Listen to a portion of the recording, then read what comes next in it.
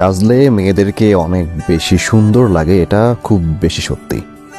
But আমার মনে হয় সাজলে একটা মেয়েকে যতটুকু সুন্দর দেখায়, যতটা স্পেশাল লাগে দেখতে, তার চাইতেও ঢের বেশি সুন্দর দেখায় যখন ওই মেয়েটা অনেক অনেক বেশি খুশি হয়ে আয়নার সামনে দাঁড়িয়ে গুনগুন করে গান গাইতে গাইতে সাজতে বসে। বিশ্বাস করেন, সাজার মধ্যে একটা সৌন্দর্য আছে, হয়তো সেই সৌন্দর্যটা ওই আয়নার সামনে গেলে বোঝা যাবে।